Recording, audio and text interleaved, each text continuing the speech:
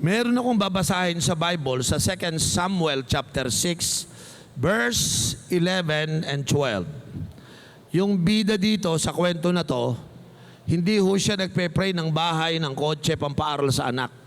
Panoorin nyo ha, babasahin ko to sa verse na ito. Tingnan nyo kung paano ito makaka-apekto sa ating huna, sa ating pananaw, at sa ating pang-araw-araw na pamumuhay.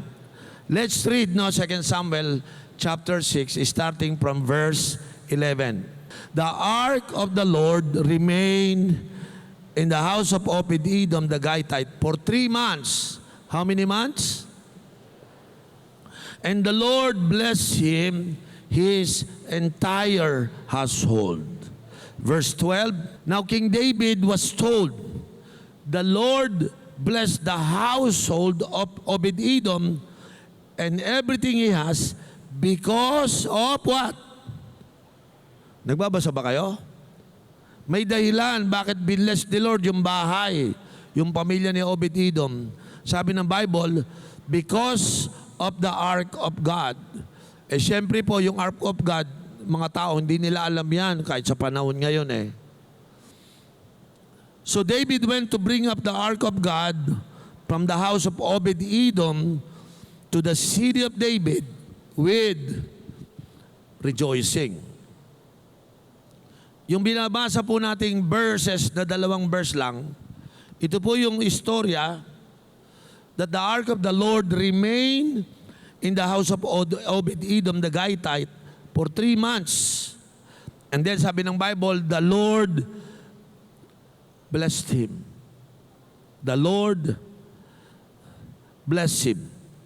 Earlier po kasi, sa 2 Samuel chapter 6, tinry ni David na yung Ark of the Covenant ngayon ay dalhin sa Jerusalem. He had tried to move the Ark of God with real good intention, but he do it with wrong methods. Sabi po ng Bible, nilagay niya sa cart instead of having the Levites carry it on their shoulder. It was commanded by God to do it that way. Minsan yung kinuman ni Lord, binaliwala. May mga ganyan eh. Kung ano sinabi ni Lord, binabaliwala. Sabi ni Lord, yung ark na yan, mahalaga sa buhay ng Israel. Kung dadalhin nyo yan at bubuhatin nyo, isa lang ang methods. Buhatin ng praise sa kanilang balikat. Eh, minsan yung haring si David, gumawa ng mas matalino. Nilagay niya sa ark, sa cart, sa kariton. Merong isang tao na pangalan niya si Usa. When Usa reached out to steady the ark, sabi ng Bible, the Lord struck him down. Patay talaga. Kasi wala namang espalto pa nung araw, wala semento, puro lupa lang yung mga kasada. Siyempre, kumakalog-kalog kasi lubak-lubak eh. And then suddenly, biglang parang malalaglag yung ark doon sa kariton. Siyempre, yung Usa, yung isang priest, sinalo niya. Yun, nung pagkahawak niya, patay na po kaagad. Because of that, nagutos doon si David eh. Suddenly, David was so afraid. And he was so angry. Namatay yung isang priest. So, he began to park the ark at the house of this man named Obed-Edom. Hindi na nila tinuloy na dalhin sa Israel, doon sa Jerusalem, yung ark. Natakot si David, doon sa pinaglaglagan, may isang bahay. Yun ang bahay ni Obed-Edom. Kinausap si Obed-Edom, pwede bang iwanan muna sa iyong bahay itong Ark of the Covenant? What David rejected, ayoko nang isama. Obed-Edom received. And what David feared becomes Obed-Edom's greatest treasure. Dito niyo po makikita, ngayong hapon na ito, we will learn a powerful lesson. Makinig kayo mabuti mga kapatid. The presence of God is not a burden to be managed. The presence of God is a blessing to be hosted. Si Obed-Edom ay meron siyang hidden identity. Isa po siyang foreigner nung time na yon. Sabi ng Bible, Obed-Edom was a Gittite. Ibig sabihin po, a Philistine from Gath. Yung Gath po, ito yung hometown ni Goliath, the giant. Minsan ito nakakapagtaka, no? He was from the enemy's camp of David. Si Obed-Edom, kasi galing sa Philistine yung ark, binawi lang nila. So nung binawi nila, umandar sila, dinadaanan nila yung mga bahay ng mga Pilistino. Wala pa sila sa Jerusalem. In fact, it's very clear that this man Obed-Edom is living in the enemy's camp. Kalaban po, ibig sabihin. Pero nakakapagtaka, he became the guardian of God's glory, the Ark of the Covenant. Yan po yung Ark, oh. Yan yung binubuhat nila. Yan po yung binubuhat nila.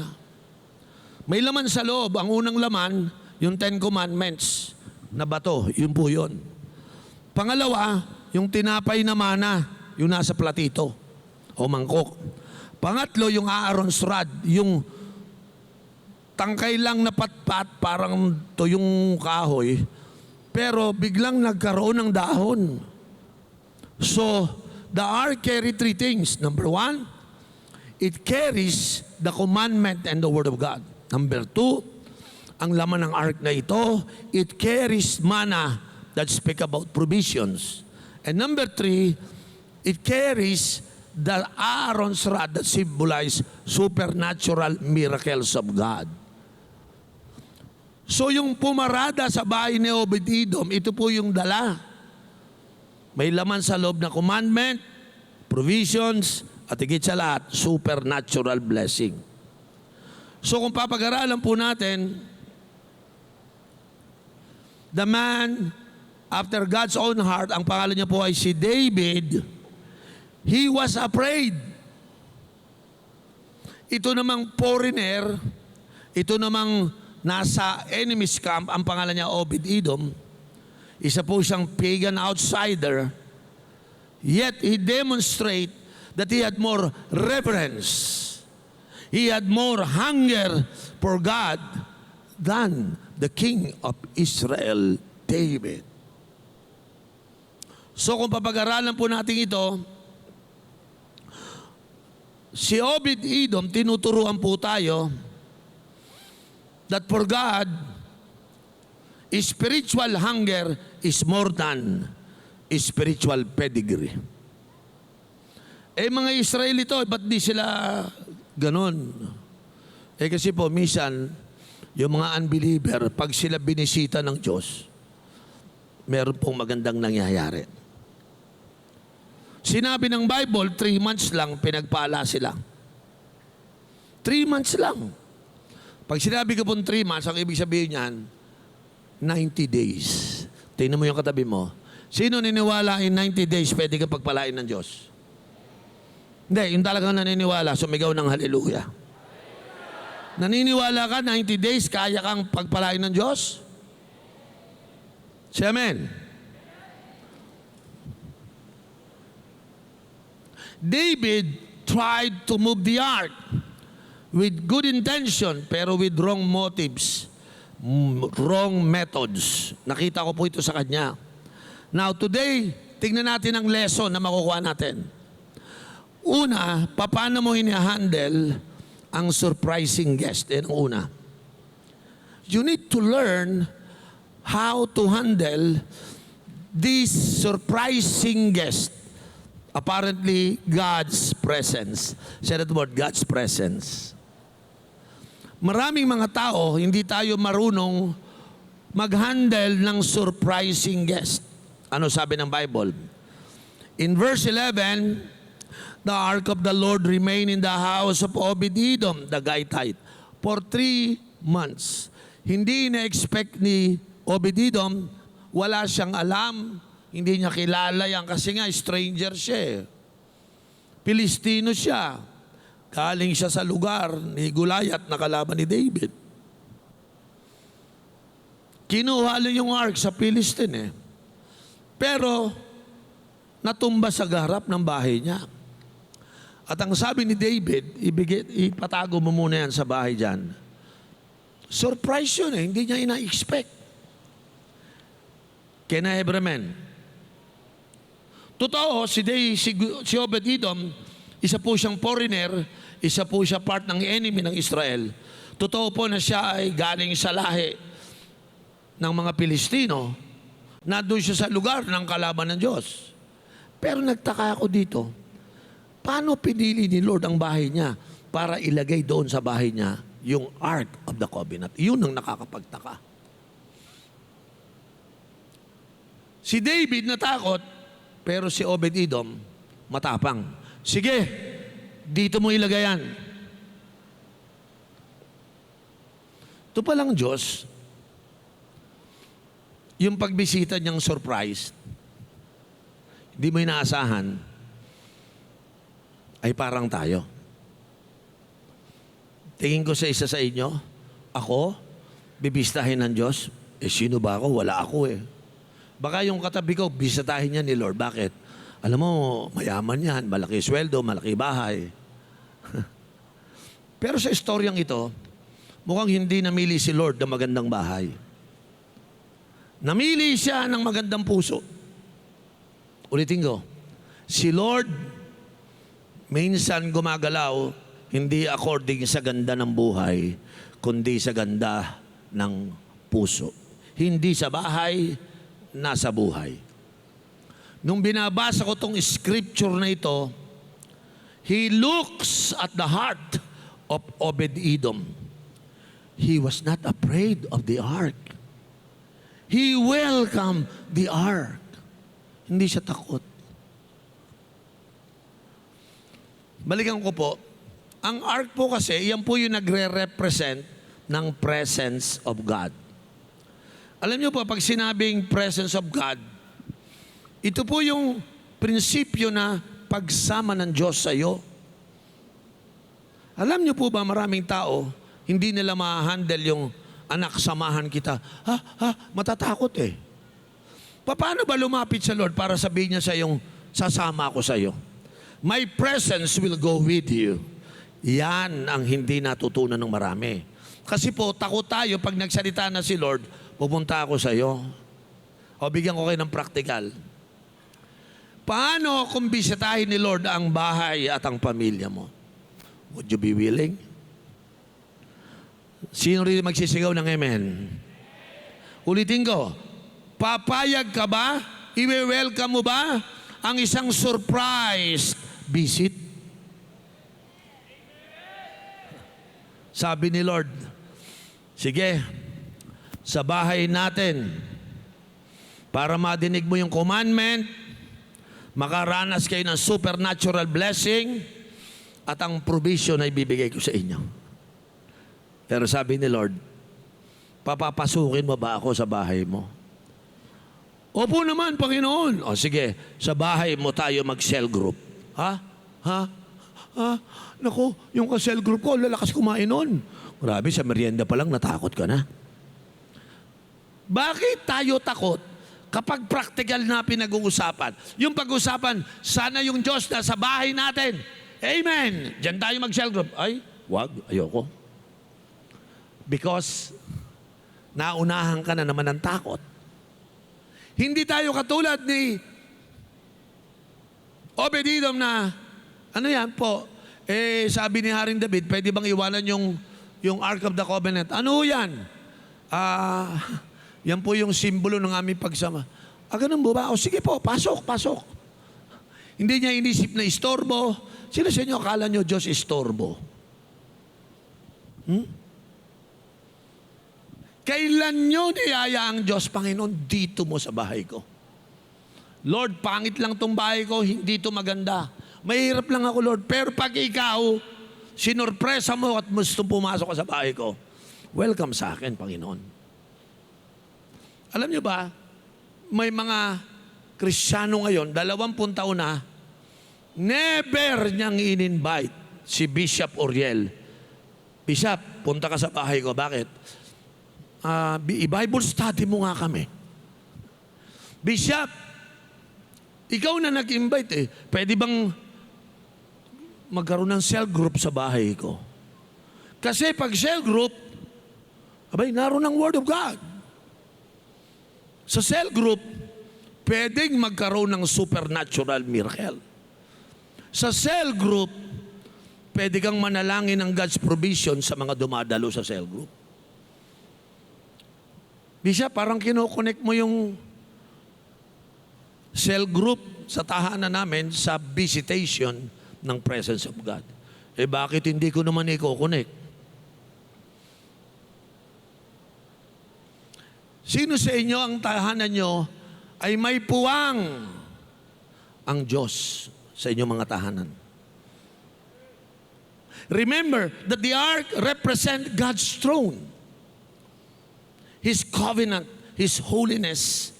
And when David rejected the ark, God find a resting place in the house of Obed-Edom, a humble house. Total, ayaw naman sa akin ni David, natakot eh. Dito ako sa humble house, sa tahanan ni Obed-Edom. Are you becoming comfortable going to Dulos for Christ Church? To the point na parang isang religion na lang, wala na yung takot mo sa Diyos na tama. Nakita ko po, kayo ba ay katulad ni Obed-Edom na willing niyong i-host ang Diyos even while others are afraid? Kung ginawa niyo yan sa bahay niyo, kayo ang pinagpala. Kaya lang, takot ka eh, kapara si David. Ha? Alam ko kinakatakot mo, bakit ayaw mo sa bahay mo? Kasi pastor, maliit lang eh. Pag dumating, sabi mo kay Lord, Panginoon, gusto kitang i-host. Tingnan mo, ang pangit na, maliit pa. Sabi ng Panginoon, di i-renovate. Bigyan kita ng pera. Kasi ginawa mo yung bahay mo na dwelling place ko eh. Pero Lord, ang liit, pero dito. Sabi ni Lord, sige, bigyan kita ng bagong malaking bahay. Yung pala, kaya pa yung bahay mo, di umaasenso. Sino sa inyo naramdaman nyo? Bahay nyo, pabulok ng pabulok, paliit ng paliit, papangit ng papangit. Bakit? Mayroon bang magandang naandyan sa loob? Ang pinakamagandang bagay na narin sa loob, ang presensya ng Diyos. Hindi mo naman wini-welcome. Kasi nakita mo sa nanay mo, walang welcome na ganyan. Tatay mo, walang ganyan eh. Dabay sa'yo magsimula. Sino sa inyo nag-iisip ngayon, Lord, bigyan mo ako ng surprise. Gagawin ko yung tahanan ko na dito ka gagalaw. Alam niyo po ba na ang presence of God, makinig kayo mabuti, may authority yon, may power yon. Kayang gumawa ng miracle pag ang Diyos, ang presence of blood nasa bahay. Ganito kasi yan, paliwanag ko sa inyo. Sa loob ng 37 years, natutunan ko to. So lahat ng natututunan ko, ituturo ko sa iyo. Okay? Pakinggan mo to. Pag ang tahanan mo, walang Diyos, siyempre may demonyo. Alam mo yung asawa mo naglalasing, influence ng demonyo yan. Yung nagsusugal, nagdadrugs na anak mo, influence ni Satanas yan. Ngayon, kahit anong counsel mo, mas mataas sa'yo si Satanas eh. Hindi mo lang naalata kasi hindi siya nakikita, pero kayang gumalaw kahit hindi mo nakikita. So nagtataka yung nanay, anak, mahal kita, inalagaan kita, ba't ka nagkaganyan? Tumatawa sa demonyo. Mas mataas kasi yung power ng demonyo sa iyo. Ngayon, eto pakinggan mo. Pero pag niyaya mo na ang Diyos sa tahanan mo, lahat ng masamang espiritu sa bahay mo, matotorete, matataranta. Bakit niya pinapasok ang Panginoon sa bahay? Hindi naman pwede magsama yung Diyos sa demonyo. Alam mo magkumpara yun. Hindi naman po pwede yun eh. So, dahil mas mataas ang Diyos kay Satanas, walang magagawa si Satanas na lumaya sa tahanan mo. Ayaw mo nun? Ayoko, natatakot ako eh. So sabi ni Satanas, that's my boy. Kaya maraming tahanan ay pinamumugaran ng sumpa ng kahirapan. Makinig kayo sa nag-aaral ng Biblia. Ang bahay mo, kapag walang presensya ng Lord, mananahan dyan yung masasamang espiritu. So, ano nangyari sa bahay mo? Yung misis mo nang-aaway, syempre, inspired ng demonyo. Yung lalaki ng bababae, nagsusugal, umiinom, syempre, nasa bahay mo yung inspiration eh. Ngunit, isang araw, sinorprise ka ni Lord. Sabi mo, not with Obed-Edom. Sinorprise! Sabi niya, why not? Si David natakot, sige, tatanggapin ko. May namatay, pero sa kanya, hindi sumpa ang pumasok, pinapasok ang blessing. May tanong ako, may namatay ba nung pumasok ang Ark of the Covenant sa bahay ni Obed-Edom? Walang namatay. Meron, pumasok ang blessing. Yan ang problema eh. Dahil may namatay, akala mo pumapatay. Hindi ho. Kaya may namatay kasi mali ang methods. Gustong dali ng ark sa Israel, pero mali ang paraan. Ganyan tayo eh. Gusto natin tayo pagpalain, pero mali paraan. Gawin nyo lahat ng pagtago, pero darating ang surprise visitation of God. Either you will say yes, or like David, they will say sa'yo muna. Bakit? Si Obed-Edom po ang nagustuhan ka sa kanya. He is the man who is willing to host God even when others are so afraid to host Him. Eh may nagpapasok ng presence doon. Kasi kung nasa ng presence ni Lord, naroon ang pagpapala ni Lord. Sino rito yung gusto mong i-surprise? Visit ka ng presence ni Lord. You don't say no to that. You don't say no dahil maliit ang bahay ko. Mapalad ang bahay na maliit. Palalakihin dahil pinapasok ang presensya ng Diyos. I have my own story to tell. One day, may nagsabi sa akin, Bishop Uriel, meron akong condominium, gamitin mo. Walang bayad. Wala ka pa naman bahay. Wala kasi akong bahay nun. So, ang ginawa ko, salamat po, kaibigan ko to, mayaman, businessman. Tumira kami sa isang condominium. Nakita ng asawa ko, nakita ni Odi, ni Grace, tsaka ni Naomi. Si Naomi, ganun palang kaliit. Wala pa atang 2 taon nung time na yon. So, tumira po kami doon. Pero alam ko tong prinsipyo na to. Sabi ko, Lord, salamat, magandang bahay. Pero Lord, kahit anong ganda ng bahay na to, pero wala ang presensya mo, pangit to. Sinabihan ko ang primary 12 ko. Babaeng primary 12, lalaking primary 12, 24. Sa next Tuesday, sa bahay na to, dito tayo mag-meeting, G12 meeting. Nako, tumakbo, pumunta lahat ng aking primary 12. Yung 12 ni Ate Giorgio, tsaka 12 ko. Pumasok sa kondominium, masasabi nila, Pastor Oriel, ang ganda ng bahay mo. Nakakondo ka ngayon. Sabi ko, pahiram lang to sa akin. Doon kami nag-G12 meeting. Doon namin ginawa yung pag-aaral ng salita. Alam niyo nangyari? Pinakain ni Ate Jermo, pinagluto sila. Ang sasaya. Alam niyo naman yung primary 12. Bata pa sila noon.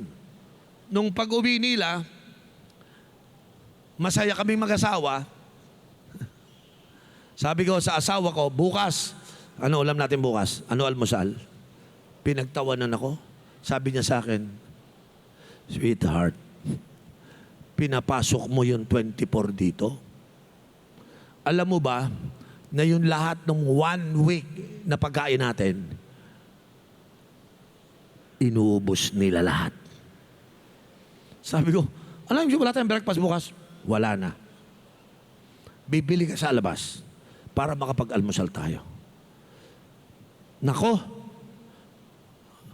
ginamit ko tong panalangin sa Lord. Hindi pala biro yung imbitahin niyang ark mo yung Ark of the Covenant sa bahay ko. Naubuso yung ano eh. Kaya ako naisip, yan ang mga kinakatakutan ng mga gustong magpa-cell group sa bahay. Kinakabahan sila. Ha? Hindi ba kakabahan ka? Hindi ba matatakot ka? But let me tell you this. Hindi ako natakot. Sabi ko, Panginoon, itutuloy ko pa rin, dito pa rin. Hindi ako natakot. Alam mo nangyari? The next week, dumating na naman sila. Nagtititigan kami mag-asawa. Ubus to. Sabi sa akin, ubus to. Sige, okay lang yan. God will provide for us. Second week, dumating. The same result. Walis lahat ng pagkain. Pagdating ng Wednesday morning, may dumating sa bahay ko. Ang sabi niya sa akin, Kuya Oriel, nag-speak sa akin si Lord kagabi. Sabi ko, ano ibig mo sabihin? Ako daw ay magiging armor bearer mo. Armor bearer? Bakit? Kasi si Lord sabi sa akin, bantayan ko daw yung refrigerator mo. Bakit mo babantayan? Pag walang laman, ako maglalagay, ako magbabayad, ako gagastos. Hindi ko hayaang walang laman ng rep mo. Grabe. Gusto mo ng ganun, Ancho? Ha? Ikaw, gusto mo ng ganun sa bahay mo? Yung may tagalagay ng pagkain. Hindi na ako namamalengke, siya na naglalagay. Yung mga anak ko, akala niya ako bumibili nun. Hindi nila alam, may nag-bless sa akin, yung armor bearer. Dahil yung bahay ko, pinagamit ko sa Diyos, nag-provide si Lord ng magpo-provide para sa amin. Doon ako lalong ginanaan, nawala ng takot dahil, uy, hallelujah, purihin ng Diyos. Binless ako ni Lord. After few months, lumapit na naman. Kuya Oriel, bakit? O, parang malungkot ka. Hindi talaga ako masaya eh. Bakit? Yung rep mo, ang liit. Nakakawala ng ganang lagyan. Konti lang na ilalagay ko eh. Pwede bang bumili ako ng bagong rep mo? Yung malaki? Sabi ko, go ahead, make your day. Binili ako ng rep na malaki, tapos yung malaking rep, yun ang pinupuno niya ng pagkain. Nako, ang dami ko sa yung istorya. Ang dami kong karanasan dyan. Namimiss ng marami yung mga testimony na to, mga istorya na to, kasi natatakot tayo. Natatakot tayo. Hindi natin wini-welcome yung plano ng Panginoon. Tingnan nyo to. Sa verse 11b, basahin ko lang, ano? Tingnan nyo to, no? And the Lord bless him and his entire household. Pangalawa, kanina, merong surprise visit. Ito, merong unexpected blessing and harvest. Nadidinig niyo sinasabi ko? Lahat nung na-surprise sa invitation na pwede ba ako pumunta dyan, welcome na surprise. Pero si Lord pala, yung mga naso-surprise at hindi natakot, pinapasok sa bahay, ayun. Sabi ng Bible, 3 months, not 3 days, not 3 weeks, but 3 months, 90 days. 90 days of tangible blessing every day. Hallelujah. Ang Bible po, ang Bible na binasa ko ngayon, does not specify what kind of blessing. But the blessing is the word barak. And that barak word, nung ko pa sinyer sa inyo, may something na inactivate siya sa buhay ni Obed-Edom. Anong ibig sabihin ng Panginoon? Ang word na barak means prosperity. Ang word na barak means favor, protection, and increase. So, hindi activated sa buhay niya yung prosperity. Okay?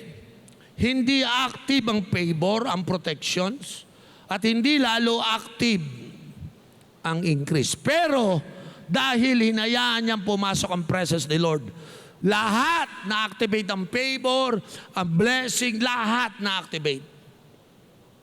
I want you to take notice on this. The presence of God is never not a liability to our life. Hindi ho siya liability. It is the source of every good work. Ito po yung hindi naunawaan ng marami. By the way, Obed-Edom did not earn this blessing. He just simply made a room for the Lord. He didn't perform anything. He didn't perform ritual. Wala siyang ginawang magic. He just offered hospitality for the presence of God. Yun lang po ang ginawa niya. I want you to know that when you make a space for God in your home, in your schedule probably, or probably in your heart, you begin to invite heaven's currency into your life. Kaya nga sabi ko, bakit Lord, ang daming mahirap sa Pilipino. Sabi sa akin ng Panginoon, mahirap yung mga yan, hindi dahil sa tamad, hindi dahil sa mahina ang sweldo. Hindi kasi ako pinapapasok sa tahanan nila. Imagine yung enemy, yung kalaban ni David, siya yung nagpapasok sa Lord, binless din siya. Hindi naman siya Israelita eh. Iba ho talaga, pag malapit tayo sa Diyos, iba ho yan. Pag malapit tayo sa Diyos, ibang usapan na po yan. The same presence of God that struck Uzzah died, it becomes alive for Obed-Edom. Because Uzzah touched by presumptuousness, but the other is hosting it with reverence. Siya po ang pinagpala. So dalawa na. First, it's a surprise visit. Second, may ginawa ang Panginoon, unexpected harvest and blessing binigay. May surprising guest na pupunta sa buhay natin. Alam niyo, kung first timer ka dito, siguro na-surprise ka. No? Kung may mga first time dito, bakit ganito ang topic? Because God want to surprise you. Kasi why? Takot kang magbigay ng buhay kay Lord. Takot kang tumanggap kay Jesus. Takot kang mag-church. Bakit ka natatakot? Eh nararamdaman mo ang presence ni Lord. Ba't ka natatakot? Di nyo man napansin, pupunta ka lang, tapos wala na, ayaw mo nang bumalik. Ba't ka natatakot? Alam nyo kung bakit? Because you don't fully understand the importance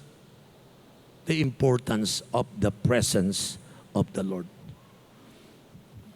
Gusto kong sabihin sa inyo to, whether you like it or not, God will surprise you.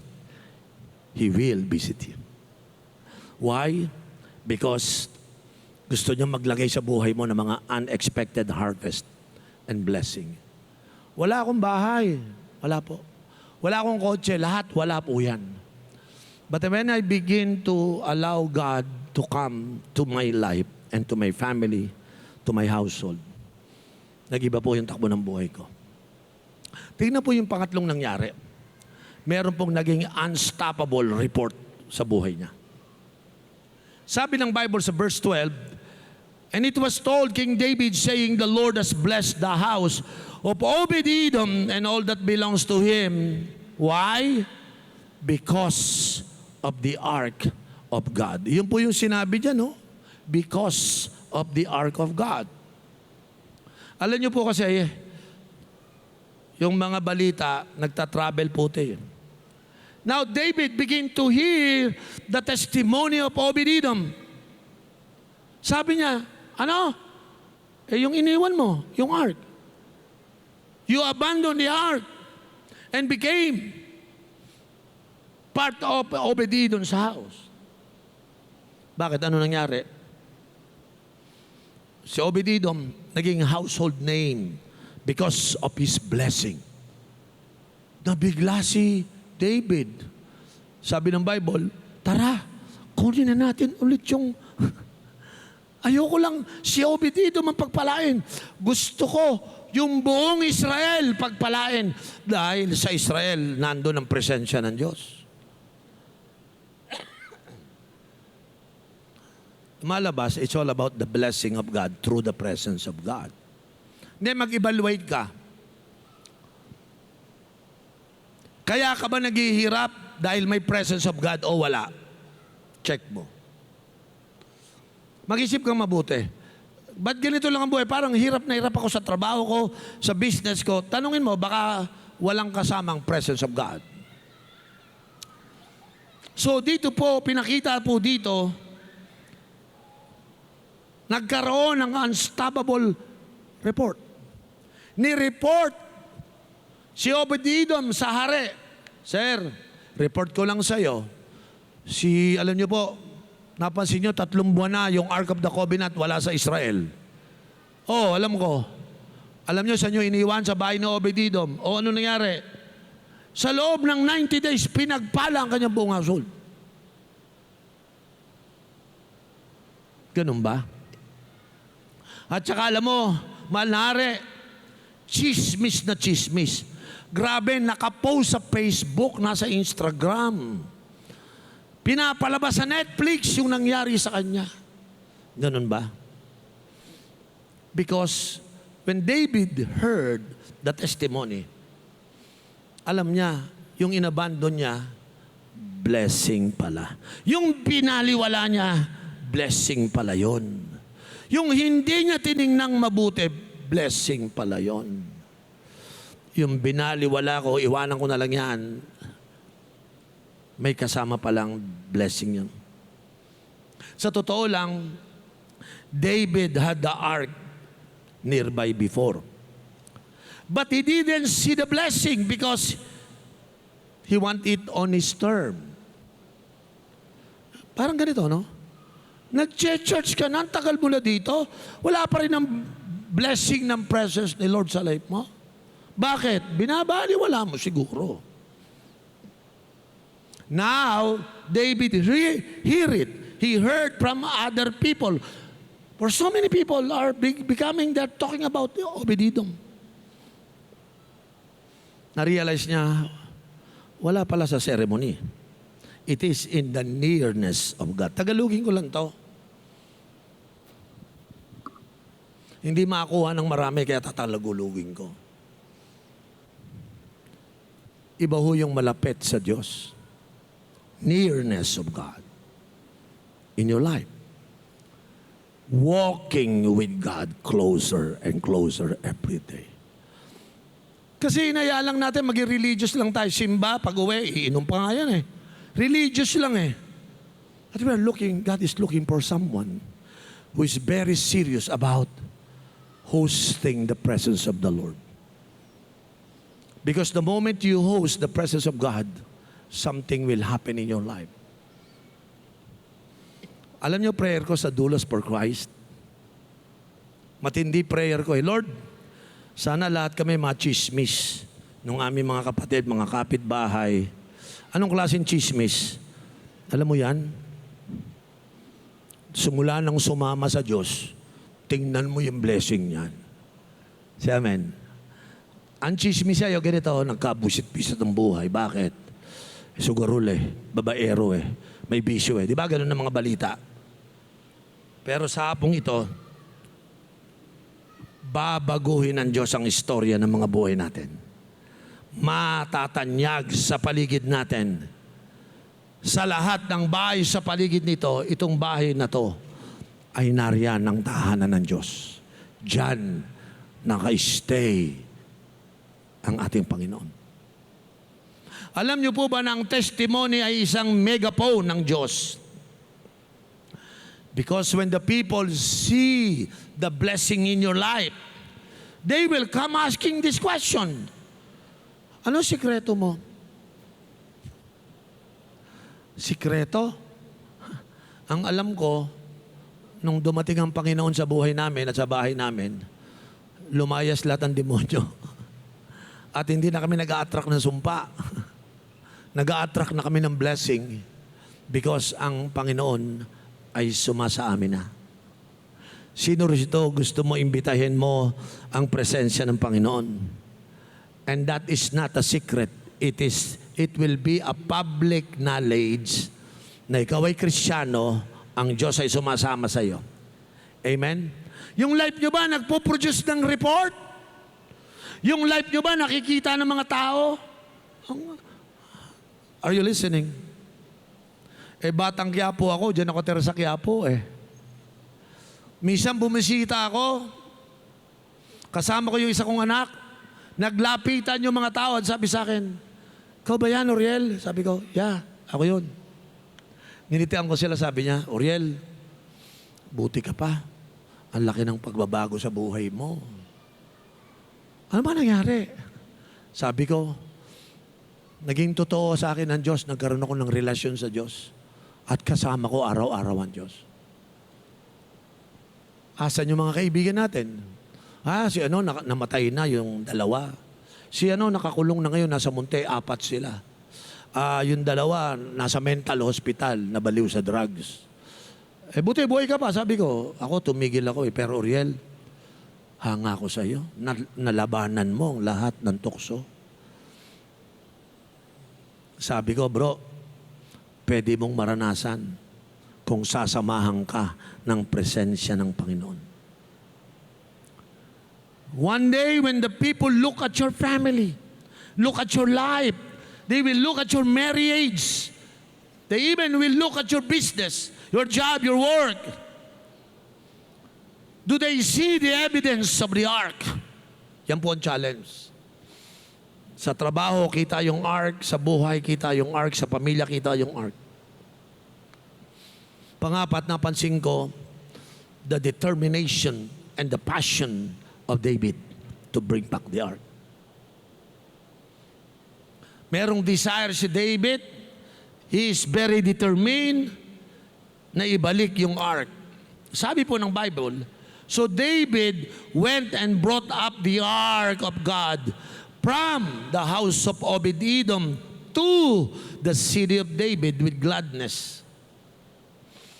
Si David, he did not repeat the same mistake. He learned from failure.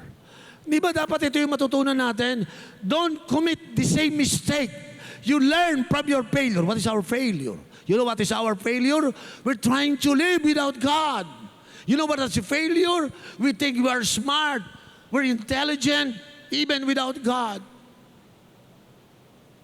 You want to repeat the same mistake? Or today, kaya mong sabihin, I learned from my mistakes.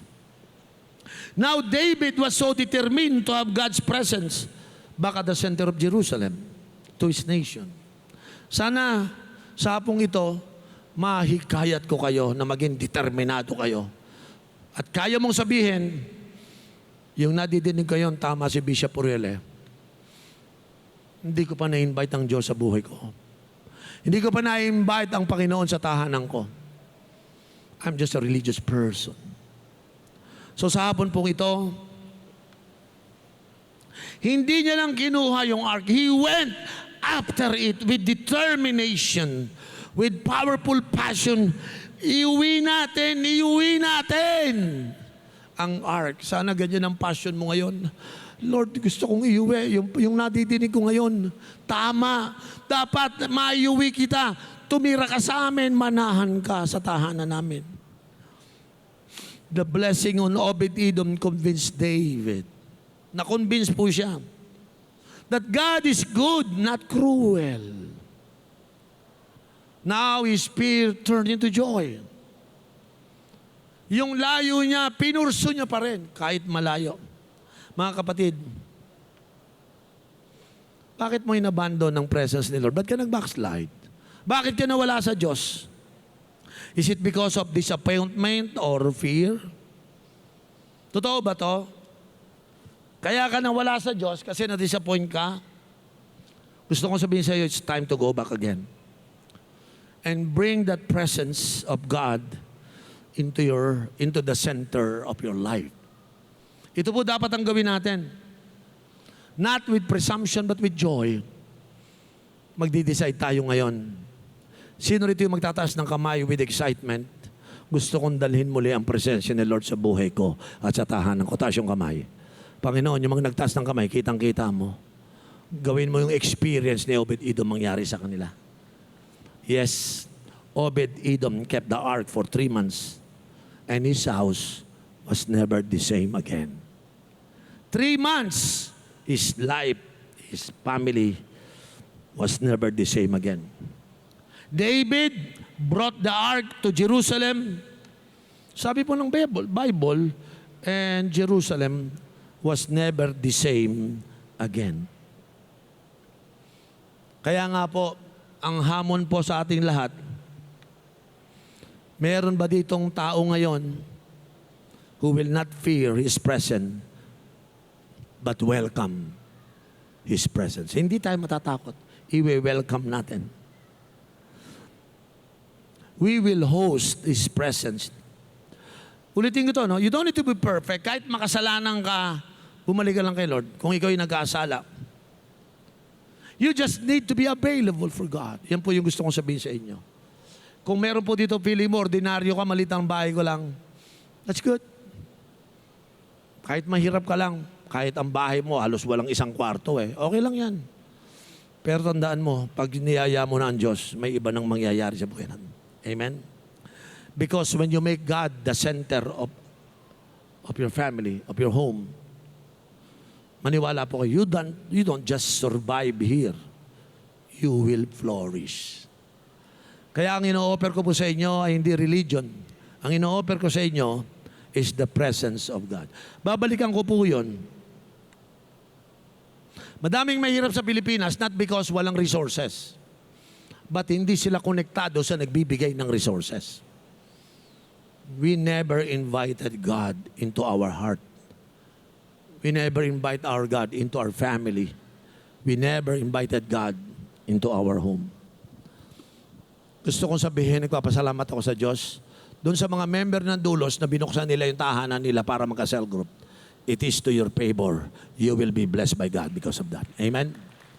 Doon sa mga members dito sa Dulos, number 1, buksan mo yung bahay mo sa presensya ni Lord. How do you do that?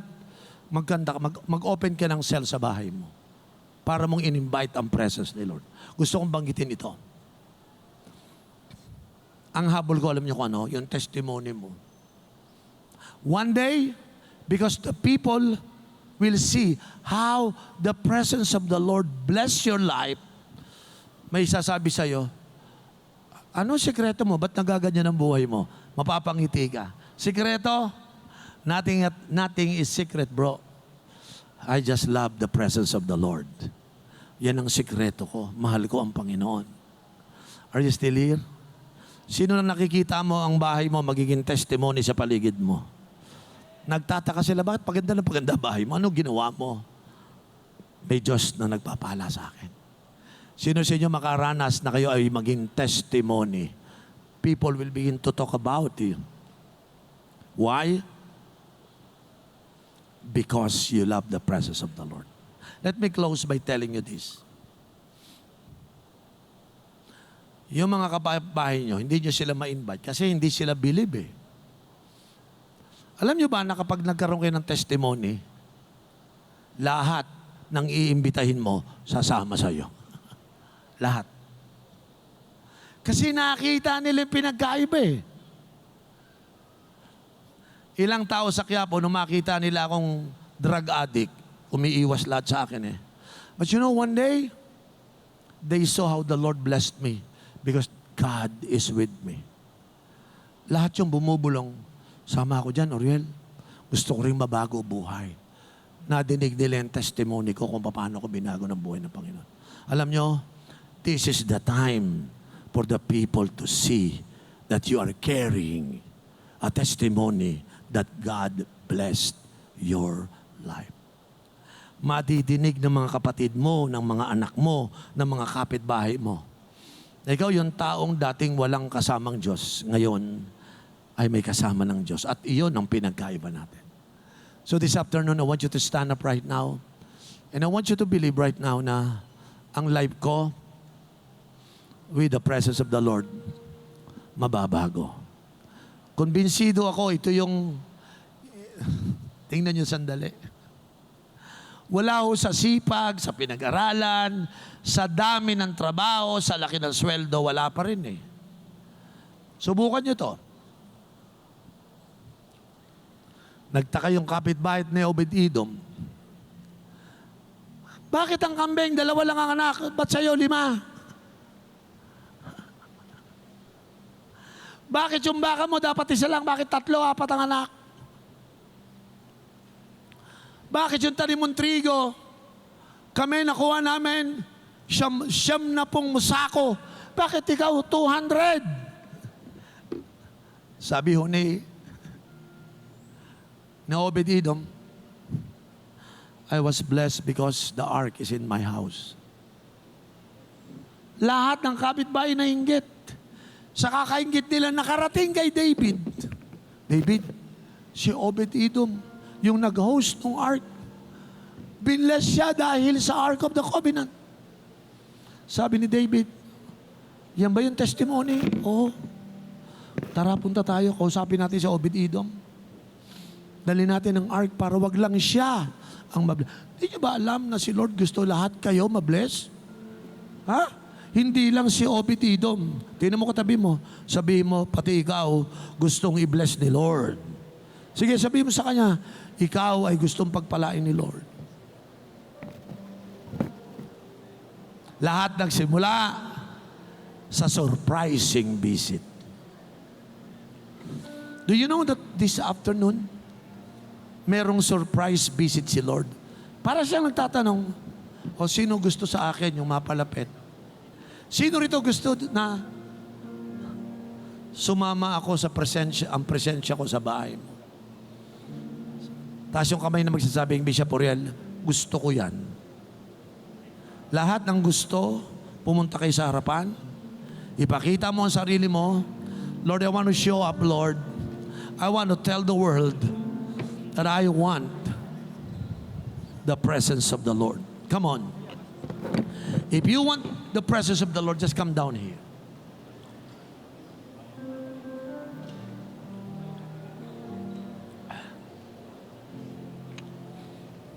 Just show up. Sabihin mo sa katabi mo, I'm showing up. Andito ako, I'm showing up. Because gusto ko, ang life ko, makasama ko ang Diyos. Meron dito nag-backslide na wala ka sa Panginoon. Or probably you come here regularly, but parang walang nangyayari. Kasi ang religious people, iba ho yung sinasamahan ng Diyos. Marami dito nagre-represent ng inyong mga tahanan. Isa lang po panalangin ko, nawa, samahan kayo ng presensya ng Diyos. That wherever you go to your job, the presence of God will go with you. You go to your business, hindi ka tiwala sa mga technique, sa mga sekreto. I know, binless ako ni Lord because God is with me. God's presence is with me. I want to be so close to God. Pag-uwi niyo po ngayon, hawakan niyo ang kamay ng Panginoon, kasama mo siya. The same. Mga kasalubong niyo, mga problema sa family mo, problema sa financial life mo, problem sa business, sa trabaho mo. Pero sabi mo, hindi na ako matatakot. Ngayon pa, kasama ko na ang Panginoon. Alam ko, i-bless ni Lord ang aking pamilya. Sino niniwala, pagkasama mo si Lord, i-bless niya ang iyong pamilya? Pagkasama mo si Lord, bibigyan ka niya ng mga tamang gagawin, guidance, leading, strategy, kaya ka niyang bigyan. Para yung mga problema mo masolve. Because ayaw ni Lord na makita ka na nagdarahop, naghihirap. Kasi naghihirap ka, kasi ikaw lang mag-isa nagsosolve ang problem mo. Don't do that. Meron ba kayong hatred, bitterness sa isang tao? Sayang yan. Dapat isurrender mo yan kay Lord. Kung meron kayong sama ng loob sa ibang tao, hahadlang lang yan. Today, I want you to surrender everything before God. No more hatred. I will forgive people. Amen? Sino sa inyo masama loob nyo sa magulang nyo? Sabihin mo sa katabi mo, patawarin na natin ang magulang natin. Sino sa inyo galit kayo sa kaibigan nyo, ka-churchmate mo, Sabihin mo, patawarin na natin.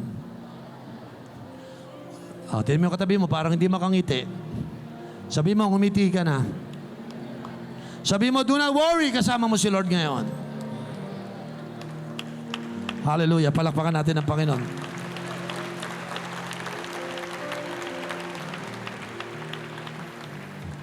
Will you invite the ark of God into your heart? Will you invite your ark into your family? Will you invite the ark into your home today? Will you stop running and running away from God? Or you will come today. I will not run away, Lord. I want to receive you as my Lord and my Savior. Mga kapatid, hindi ho burden ng Diyos sa buhay natin.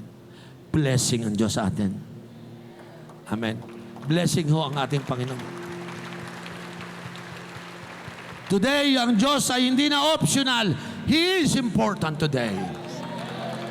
Hindi na siya optional. He is our priority today. Hallelujah. Never an optional. Today, I want you to invite the presence of the Lord in your life into every room of your heart. Sino rito magbubukas ng pinto? Hawakan mo puso mo. Sabihin mo, Lord, this heart is open now, Lord. Come on, close your eyes. I want you to speak to God right now. Lord, I open my heart to you, Lord. We open our doors, Lord. I want to pursue you with joy like David, Lord. Lord, let the report of my blessing sound the alarm and may it be heard in our lives, Lord. Panginoon, sa hapong ito, may you bless all these individual who come to the front, Lord. I believe, Lord, that the presence of the Lord is now in our heart as we open our heart to you, Lord.